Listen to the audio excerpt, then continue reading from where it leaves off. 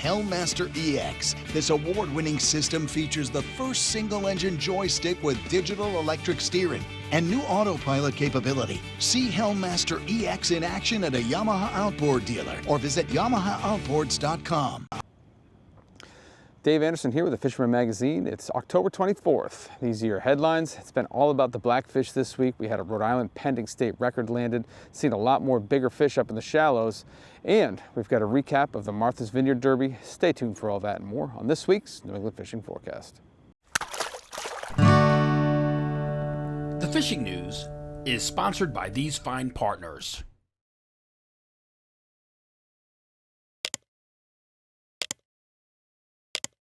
Before we begin, we've got a few news items for you guys. First one, we had Dale Nicholson head out to the Vineyard Derby award ceremony over the weekend.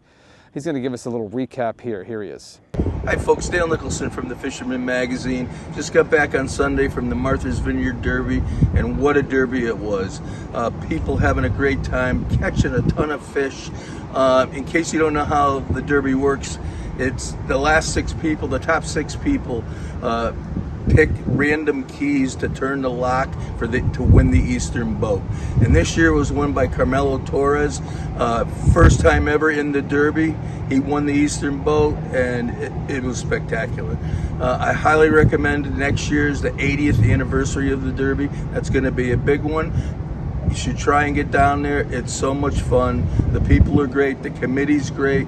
I highly recommend it. Thanks. Dale also had an opportunity to sit down with Mike Cassidy and talk a little bit about this year's event and also about the history of the nearly 80-year tournament. Here they are. I'm here with Mike Cassidy from the Derby headquarters, and he is on the committee, and he's going to tell you a little bit what's been going on this year. Take it away, Mike. Well, this is our 79th annual Derby. Next year will be a big year, and for me this was just another typical Derby, which doesn't mean it was boring. It means it was typically spectacular. It's new players, new stories, but a really nice Derby. Pretty good weather most of the time, which is a big deal. So this year we partnered with the Warrior Reunion Foundation, and we had 5 veterans of Afghanistan and Iraq, a couple of Purple Heart recipients, come and partner with us to try to start an annual thing where, check this foundation out, Warrior Reunion Foundation. They put on reunions for vets that have come back and are struggling or not struggling and just want to reconnect. Yeah, exactly. So that was our whole first week of the Derby. It was spectacular. Weather wasn't great, and then the fishing started just like it should. Started small And grew.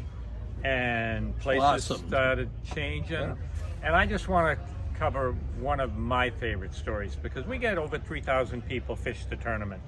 And the big boys, the hardcore guys, they get their due.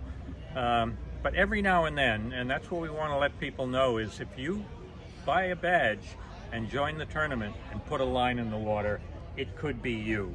Because one Tuesday morning, cold, raw, damp, slow morning, that I was just bored to tears being in there. This fella come in with his rain hat pulled down, shivering cold, with an 8.13 pound bonito and no idea what he had in his hands. And we all went, oh my God, oh my God, oh my God. He said, oh my God, what? Is this a good fish? And let me put it this way, that fish might win him that boat tomorrow at the awards ceremony. So come on down, fish with us, buy a badge, support what we do, help us with our scholarship program, and you never know what might happen. Thanks, Mike. Folks, this is the best tournament I've ever been involved with.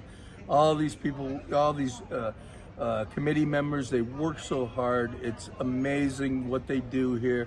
It's a beautiful event.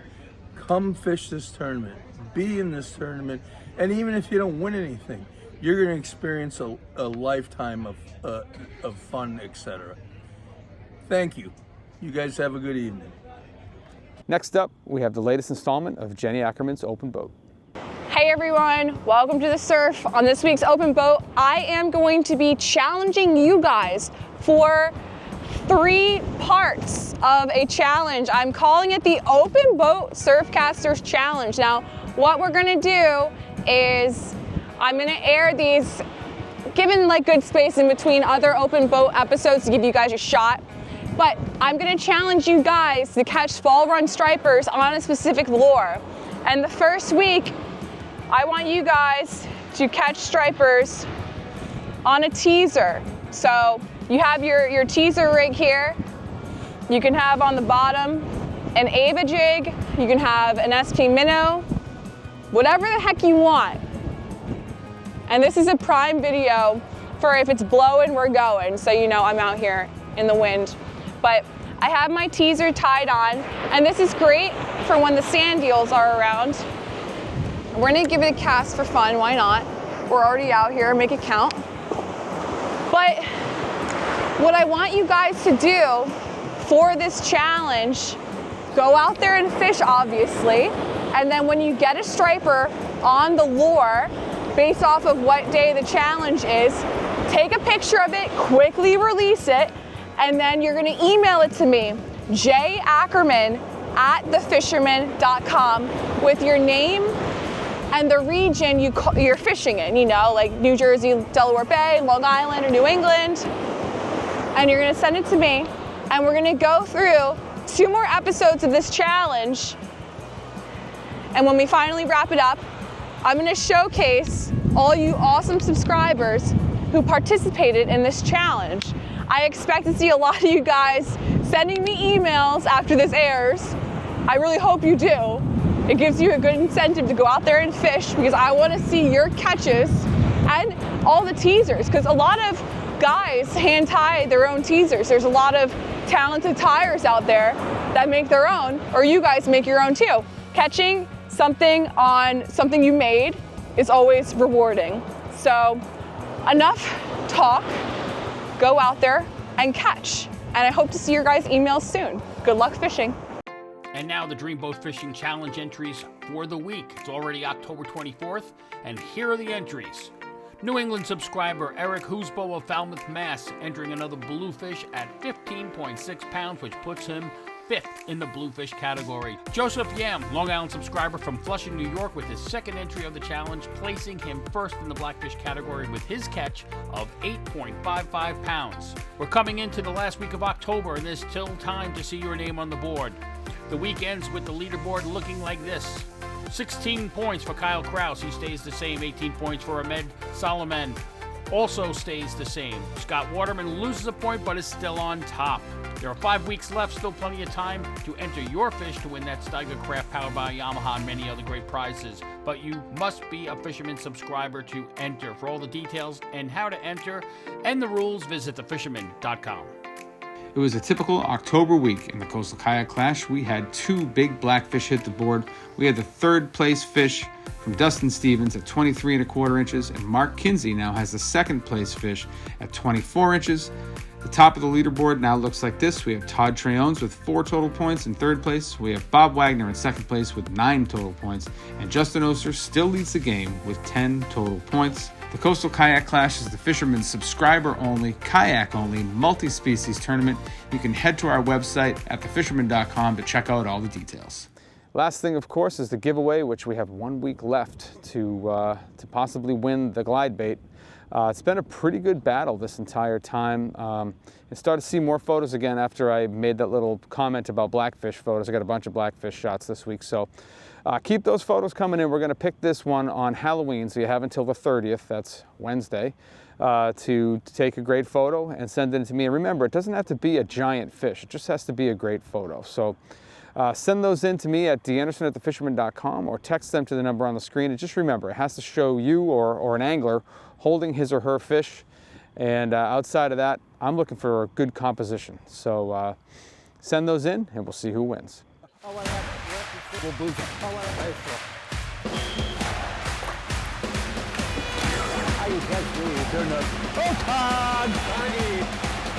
Battle 4.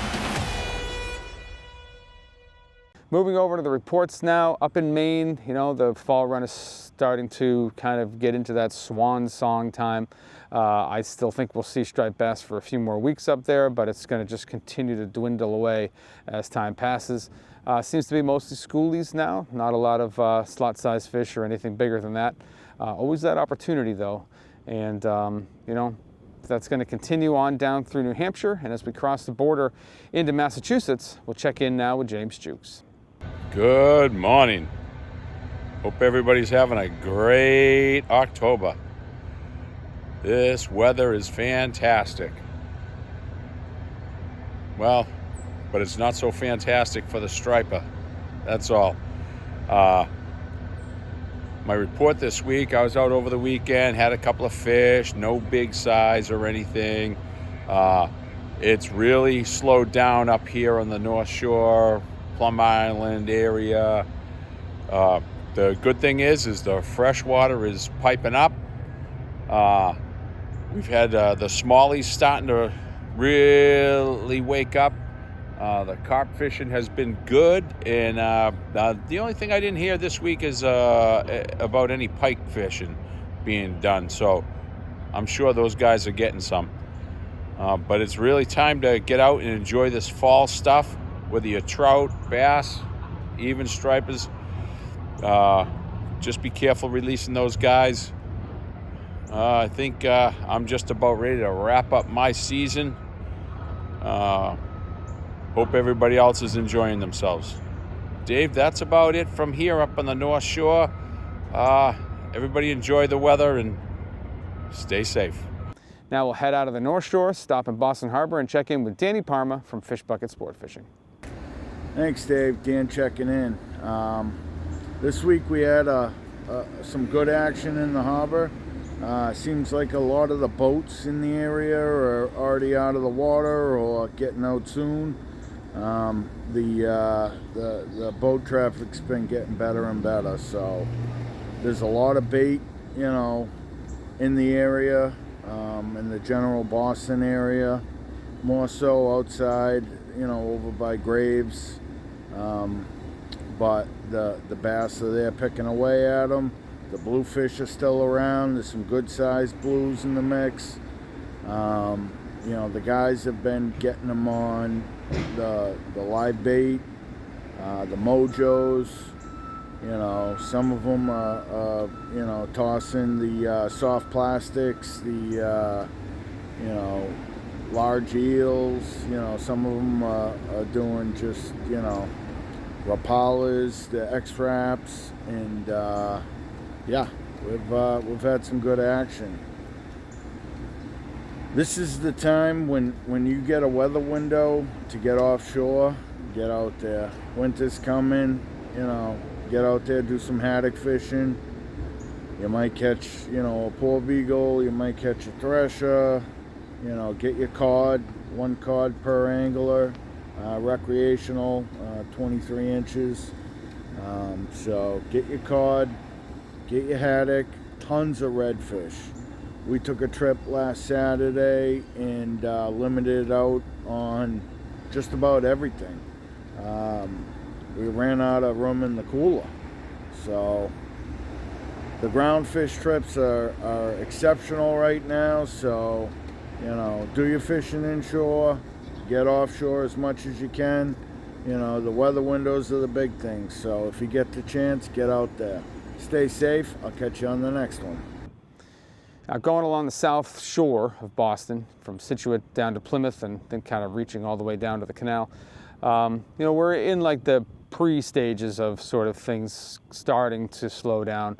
A lot more smaller fish in that area now. We're seeing more daytime blitzes, which means it's always a good idea to keep a rod in the car. But that doesn't mean there are no big fish. We saw a really nice one posted by MGC Fishing, a really great tackle shop there on the North Shore, on the South Shore, sorry. And this is a 52-inch striper caught in the daytime. A little bit of a skinny fish. It's not a super heavyweight, but it is a really nice fish, and it shows, you know, that if you put your time in, you never know what you might catch. So there are still some really nice fish running along those shorelines, crossing the canal out onto the beaches of Cape Cod Bay. Inlets are definitely going to be your hot zones. We have seen some pretty nice fish come out of that area. Again, there's been some daytime activity. Guys pencil popping up some fish up to 40 inches, and seen fish up to about that same class after dark on redfins and needlefish and hydro minnows and things like that. So, you know, by no means are things slowing down to anywhere close to the end along that region. Rounding the tip of the Cape out onto the outer beaches, it's kind of the same thing as last week. There are schools of fish just moving along the beaches, and you know, it's they aren't sticking around in one place long, so you know there's a lot of moving around required to find them. But when you find them, the bite's been really good. Boat guys have been reporting some good topwater action in closer to the beaches. Some guys are vertical jigging them out in 40, 50 feet of water, and I've seen, you know, similar classes of fish, like from like 24 inches up to 40 inches seems to be the wheelhouse right now. And you know, when you get on a good pile of fish, the bite's been pretty good. There are still some wreck-sized tuna out offshore, although not a lot of guys have gotten out. We did have these last 2 beautiful flat days, so I imagine we'll probably get a few more reports over in the coming days. But for now, just know that there are some wreck-sized fish out there, and it looks like the wind might kick back up here going into the weekend. So we'll see. We'll see who gets out there. Getting down into the Nantucket Sound area, we've got good striped bass moving in that all throughout there. Going out to Nantucket, same thing.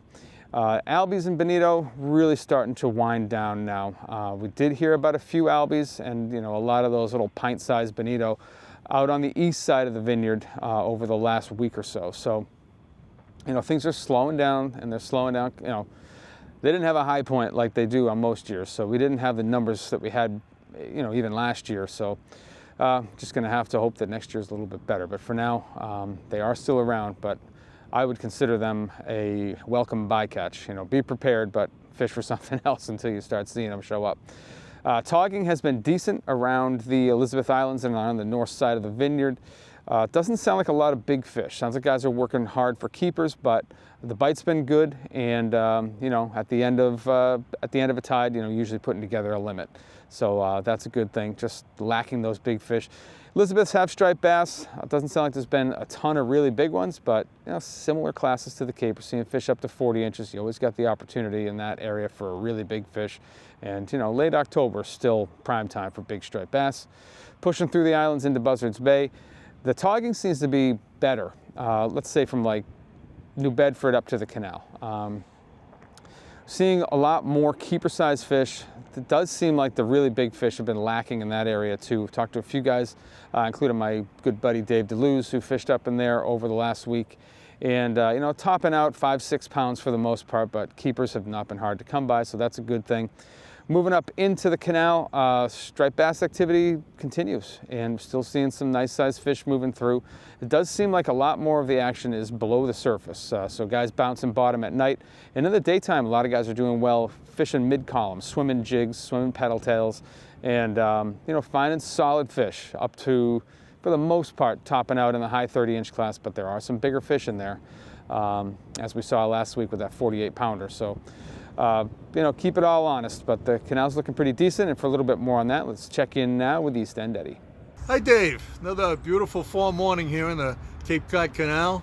Got a west slack tide behind me. It's about to turn east. Still enough bait in the water. Larry Silvestri and his good friend Bob Dio are fishing together at one of their favorite spots the other day. They're both members of the Canal Sportsman's Club. And Larry caught a 36-inch striped bass with a Green Mac Savage. And the nice thing about it was perfect timing. It was Larry's birthday. And it was actually his 85th birthday. Larry's been fishing here since he was a little kid, so I think he's probably hit the canal more than anybody else I know. So congratulations and happy birthday to Larry. So Bill Slots Walsh caught a 38-inch. And Bill and the Girl Produce and Keith OFD Dacey were both good for about a half a dozen fish apiece, slots and better. Mike Peaches Pelly from Brockton caught 4 bonito, and Peaches was throwing a white paddle tail. But the guys who did better than anybody I know were the brothers Keegan, the 3 of them. George Keegan caught a fish that was a little more than 32 pounds, measured out to 48 inches. And Sean caught a nice fish that was just a little bit less than 30 pounds. Joe doesn't bother measuring or weighing fish, but Sean told me that his brother Joe caught fish even bigger than his. So those guys did very well. And they were mostly using loaded white cotton cordels and striper gear shaddy daddies. Some other lures that did well, the Algags whippet fish and the Bill Hurley canal killer, and a couple different kind of yozoris. So my tip of the week is, if you get a text while you're riding your canal bike, stop your bike and read it. Don't keep going, keep riding as you're reading it, because I've seen some close calls in the canal, and you don't want to end up going off the service road and ended up on the riprap stone bank. That wouldn't be a soft landing. So until next week, catch a big one.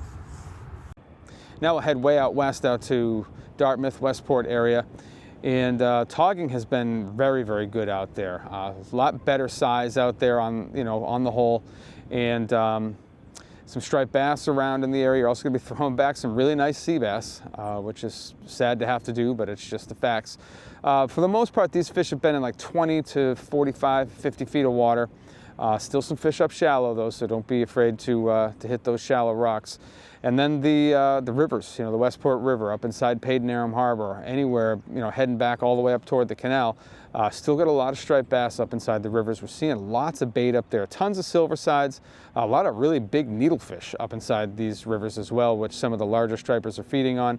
But that smorgasbord of bait is keeping a lot of fish inside, so don't neglect those backwaters either. And that's what I have for you guys in Massachusetts this week.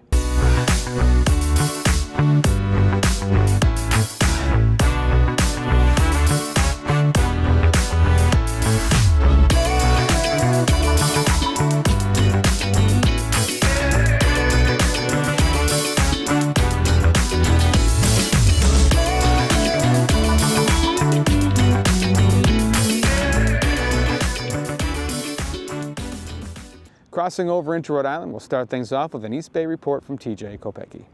Thanks, Steve. Hey guys, a lot to talk about this week. I'm going to give you the fastest 3 minutes in the East Bay for fishing. I'm going to start in the Warren Barrington rivers. The tog bite has been unbelievable behind the American Tourister. It's been pretty much packed with people. I was there yesterday, just scouting out some stuff, and I dropped a couple of lines. Got a couple of shorts. There are some big fish there. I saw some 21, 22-inch fish, and in the bucket of a lady that had been fishing there for probably a couple hours, and she said she had gone through a couple of shorts, not a couple of shorts, but a lot of shorts, just to get the two keepers that she did have, but they were big. You really got to set up a bite there. You got to be there when the water's high. Yesterday the water was really clear. You could see the bottom along the whole wall. I feel that makes the fish a little skittish, so it makes it a little bit harder to fish. So you got to kind of toss out a little bit off to the shore and get into a little bit of the channel there of the Warren River. Moving into the Barrington River, tog there too on the bridge. The striper bite has actually been really good on Matheson Street, all along the river, up and down. There are some places to park. There's a lot of signs you can't see, so just be careful. I park in the police park and I just ride my bike with my rod and my gear. Just makes it a hell of a lot easier. Maho Bay and the mouth of Kickinewit River and the mouth of the Coles River has been loaded with bass out there. I mean, if you're on a boat, you'll see the fleet out there. There's probably been, on Sunday, there was about 100 boats chasing the schools of stripers around. They're very finicky though, very finicky. They are on pogies. I did snag some pogies when I was taking a couple of casts through them. So if you get out there, you really have to match the hatch. It's about a 3-inch pogie that we were snagging. I switched over to a jig, and we did a little bit better connecting. Moving into Bristol Harbor, there have been some bass up inside of Bristol Harbor. Guys trolling swimming plugs back and forth on the south side of Hog Island. So if you're out there in a boat and you want to give that a try, that's good. Tog fishing remains great underneath the Mount Hope Bridge.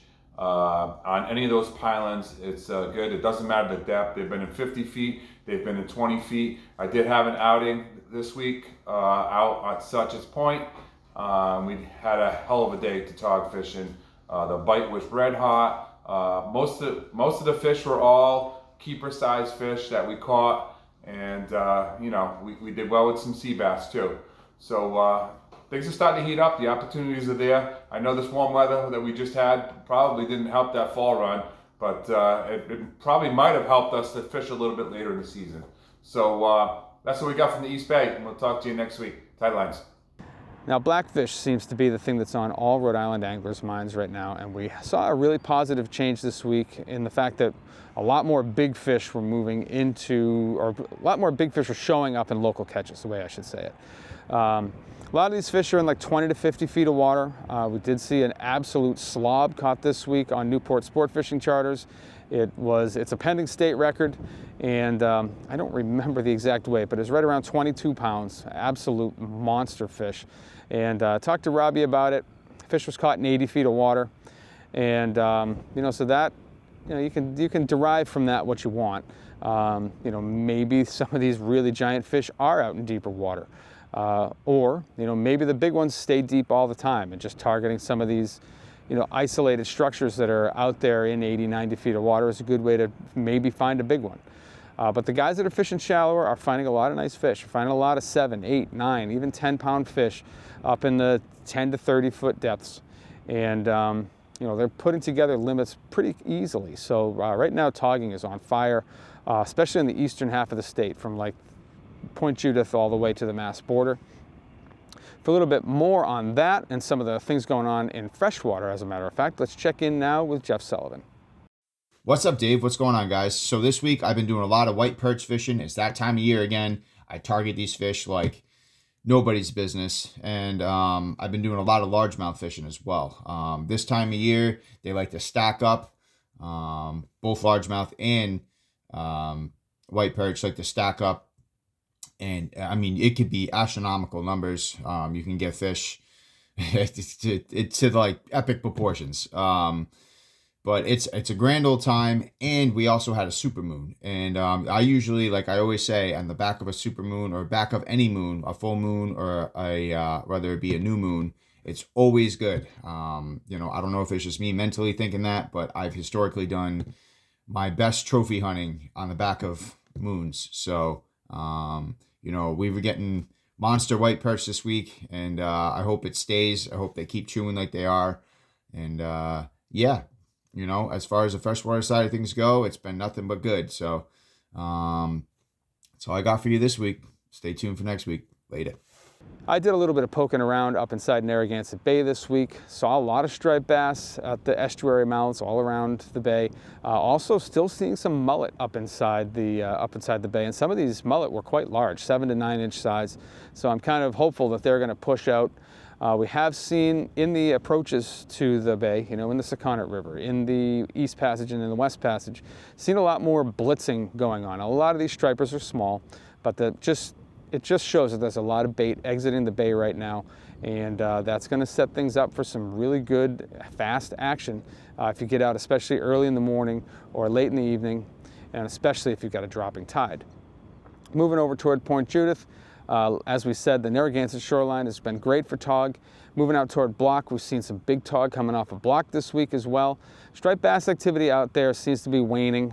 Surf guys have been striking out pretty hard, and not as many stripers coming off the ledge now. Seems to be cooling off quite quickly. For a little bit more on all that and some of the other things going on in that area, let's check in now with Captain John Lee from JL Charters. Hey, it's John Lee, Point Judith, Rhode Island. Some of the highlights from this week would definitely be we stumbled into some really big bluefish, kind of oceanic bluefish, offshore from Block Island by a few miles. And we had fish to 19 pounds. A lot of them were 16, 17 pounds. And you kind of forget, or I forgot, how strong an 18-pound bluefish is. So we just had a lot of fun with those. There are smaller blues tighter to shore, and in with those blues is a pretty strong run of green bonitas. They've really hung around the island, and some of those greenies are good size too. So I would say it's everyone's blackfishing right now. and it's good. We've had some good trips, but there are still some bonitas and bluefish kicking around. I haven't heard of many stripers being taken around the island. Anyway, I'll get up with you next week. Have a good one. Moving up along the South County beaches, this is the time of year for South County. We've got a lot of migrating striped bass moving along the beaches right now. Maybe not in the numbers that we might have historically expected, but they are around. Guys are finding daytime blitzes. Guys are doing well from the breachways at night. Again, maybe you're gonna have to temper your expectations a little bit. Not quite what we've saw in the last few years. It seems like it's just a little bit slower. Maybe the fish are a little behind. Maybe they're a little bit more scattered. But there are good bites coming out of the breachways, and we are coming up on the new moon on November 2nd. This is not a time to flinch if you're a surf fisherman. This is our last viable new moon of the year. When you think about it, the next new moon is going to be in December. So let that sink in and make sure you get out there as much as you can. We already have early dark nights going on right now. The moon doesn't rise until 10 o'clock tonight, I think, and it's just going to get 50 minutes later from there on. So we have a lot of darkness early in the night, which is a great time to be fishing, and definitely fires up the striped bass if you're out after dark. Along the beaches in the daytime, guys are doing well on the wrecks and ledges for tog and sea bass. There's really no bonito or albacore to talk about anymore. That ship has sailed. We are seeing some good striped bass in the Watch Hill reefs and heading out toward Fishers, and that's what I have for you guys in Rhode Island this week.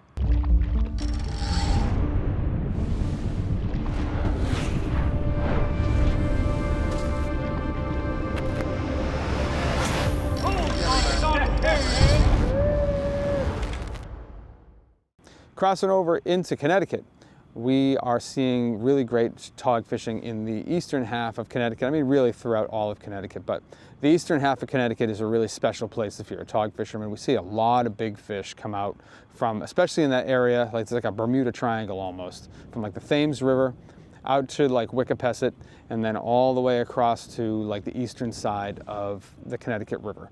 That little like Bermuda Triangle of tog has historically put out some absolute giants. Niantic Bay puts out big fish, the Thames puts out big fish, and then all those reefs in there like Sarah's Ledge and Seaflower and Hatchets and all the rocky spots off of Black Point and everything I didn't mention. It's tog heaven out there. If you're going to do it, make sure you have a bass rod rigged. That's also a great place to find some nice fall stripers. And we've seen a lot of really nice tog coming out of that area. As you get up closer to the Connecticut River, we're seeing more and more striper activity. Historically, very good place at this time of the year is those adjacent beaches to the Connecticut River, and then all the reef systems that stretch out from there. And for a little bit more on that, let's check in now with Captain Mike Roy from Realcast Charters. Hey, what's up everybody? For this week's fishing report, the weather is like summer right now, but it's fishing like fall. We're definitely seeing a migration of striped bass all through Eastern Long Island Sound. So if you're thinking about booking a trip, I recommend doing so within the next week or so, because this is definitely the fall run happening right now. The fish are moving through. There's schools of peanut bunker and small silver sides on a lot of the reefs through Eastern Long Island Sound, also dumping out a lot of the rivers and estuaries. So fall fishing is good. And then the black fishing is getting better now. We're seeing limits of tog, and they're still fairly shallow, although as it starts to get colder, I expect them to start to go deeper, which is pretty typical for tog in the fall. So get out there, catch them up. Good luck. Stop in Westbrook and check in with Matt Stone from Black Hall Outfitters. How's it going, everyone? Matt here from Black Hall Outfitters in Westbrook with this week's fishing report. It is like July-tober right now. Beautiful little stretch of weather we've had here for mid to late October.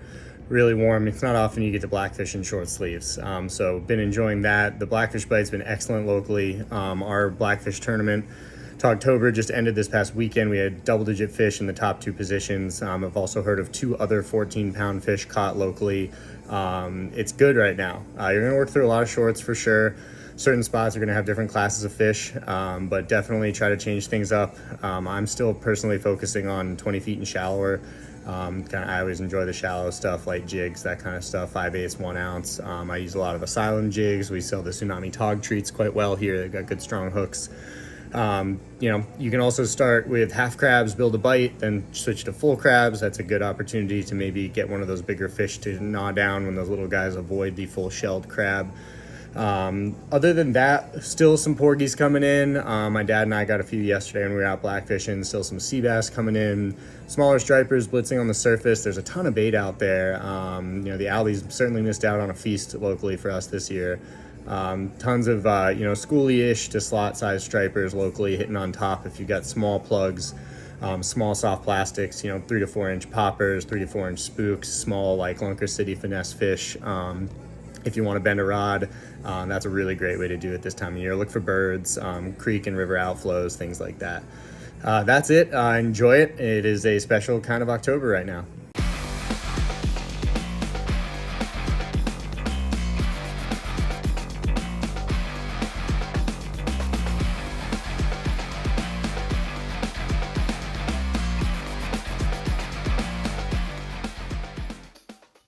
Now, for what I detailed as the Bermuda Triangle of Tog is over there on the eastern half of the sound, you could actually extend that a little bit out into this first western, I don't know, what is it, maybe 20 miles.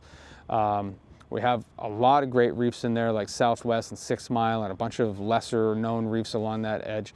That's some of the best bottom fishing that we see in the sound. We've got great togging all along those places.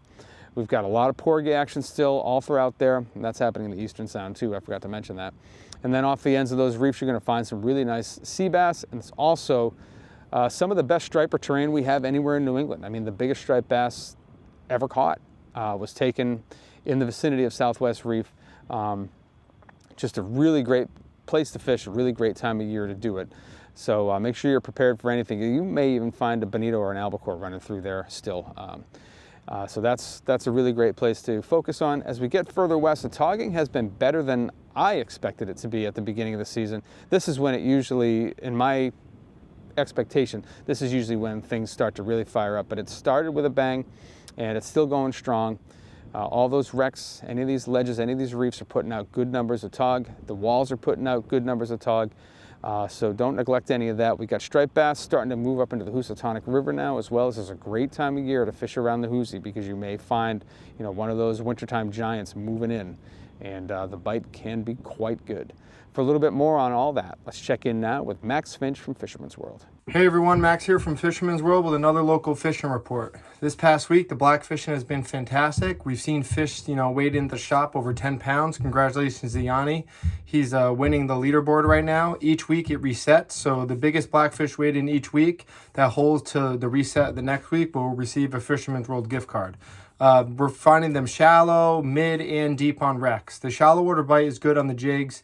You still got to work through a bunch of porgies. You got to work through some croakers, some stripers, but there are some nice fish being caught real shallow on the light spinning rods.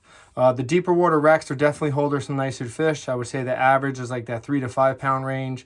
We're talking these 60 to 80 foot wrecks. Guys are getting knothead sea bass in the mix too, and the sea bass fishing is picking up too with these cooler nights. The bass bite's fantastic. This should only get better. A lot of it's concentrated back in our harbors, estuaries, tidal rivers. Shad are starting to show up. We're finding some bigger fish chasing these shad. Nog Harbor's been really good all the way back up to 95 Bridge. It's full of peanut bunker, little silver sides, and anchovies.